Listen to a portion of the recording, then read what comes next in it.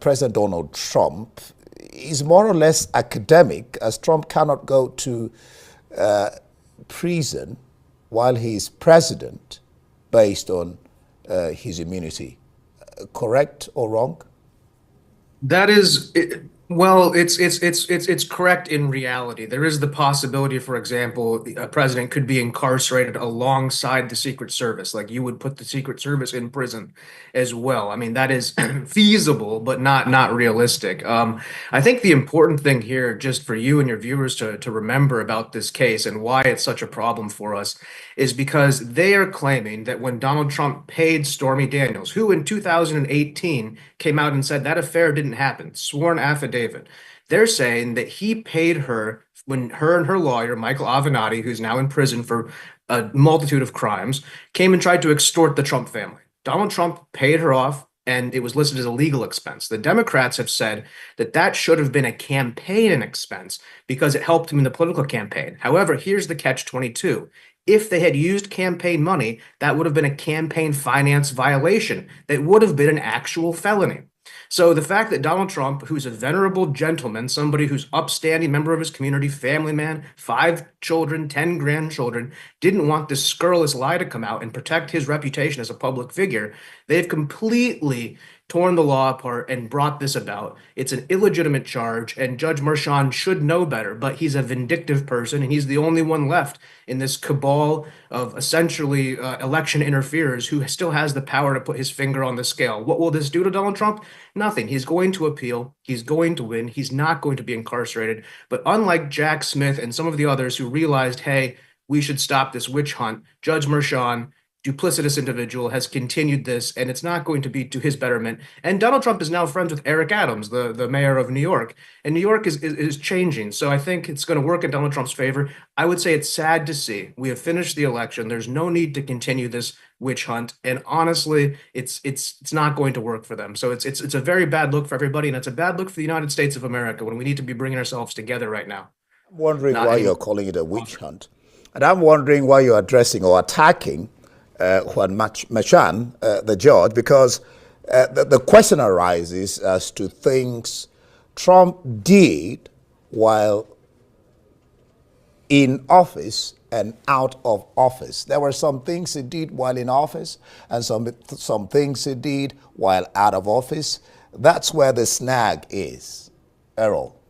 Well, Donald Trump also has his Second Amendment rights. So they tried to gag him on everything. So it's un-American to tell somebody you aren't able to defend yourself in the court of public opinion, where they tried the case, by the way. They're not going to be able to get anything from the judgment in the court of law. This was an attempt to publicly try Donald Trump and stop him from speaking up. But when he did speak up, then they hit him with extra things on top of it. So yes, well president, well not president, regardless, there is no crime. The crime is manufactured, and they turned it into 34 felony counts, which is asinine and has never been done before, and it's anti-business. So it's a clear and directed attack on Donald Trump's civil rights, and this will eventually become a civil rights case where Donald Trump will sue the state of New York for all of these abrogations of his civil rights. And it's going to come back to them tenfold because simply Donald Trump is not guilty of the crime they're saying. Yes, he paid hush money to somebody who was extorting him. No, that hush money was not paid by campaign funds, which would have been a crime. And yes, we feel confident that it was above board. It's a legal expense. We wrote it down as a legal expense. Democrats have done the same thing. Hillary Clinton has paid people off. Joe Biden has paid people off. Celebrities have paid people off. That doesn't mean everybody should be it's not a good thing that everybody's paying people off, but there are high-profile people who are targeted. Donald Trump was targeted by somebody who has come out in 2008 and sworn affidavit, said this affair did not happen. So that's the case that we have, and we think that it's unfair, and I think we're going to win in the long run. Errol, we're talking about Trump here. I've never, I don't know, maybe you correct me, I've never heard that Joe Biden paid anybody off. But are you saying that, because you said these were manufactured, you talked about the fact that the hush money was paid, but now are you saying that things like falsifying documents were manufactured, Errol? Are you saying they were manufactured? Are you referring to the fact that he wrote down legal expense as manufacturing? I mean, it is manufactured because it was a legal expense. They manufactured every single one of these crimes in a direct attack on a presidential candidate. The election interference was actually all of the trials that have occurred. They've found Donald Trump guilty on effectively nothing, and all they can do is take him to civil court and find these trumped up judgments, no pun intended, that will eventually be overturned. Donald Trump has been the most scrutinized individual in modern American history, and they've got come away with a nothing burger on him, and now they're trying to make this crazy thing stick. It's all manufactured. Our voters aren't going to stand for it. The majority of the American people agree with what I'm saying. Well, I was listening on a program, and the talk was that this could go to the federal court and then maybe lead up to the Supreme Court. Do you think it will get to the Supreme Court?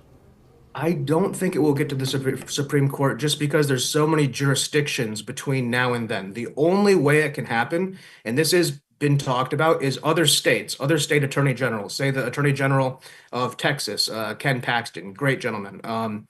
He could sue the United States government, or he could sue the state of New York effectively, accusing them of allowing election interference. And we could actually have multiple states create a class action lawsuit against the state of New York that would then raise it to a federal interstate lines, which is you have to be across state lines to bring in the federal government, and then you could go to the Supreme Court. But it doesn't need to go that high. The governor of New York should take care of this. She should do what's right, and she should do what's right by the country. And a complete pardon in this situation for a completely manufactured crime is, I think, the only thing logical. And it's, again, for the best interest of the country.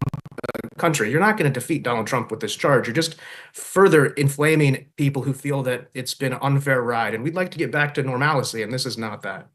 Well, some of his lawyers, that's Trump's lawyers, are among his speak in his cabinet. So one wonders how all this is really going to go. Looks like Trump has quite an advantage going forward. Errol.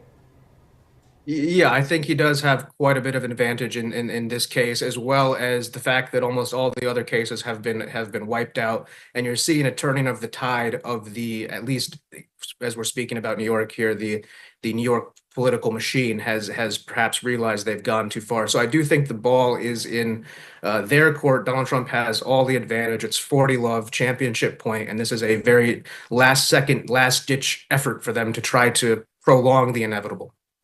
All right, thank you so much, Erol Morkoc, for being on the program with me. Thank you for your time. Thank you for having me. All right.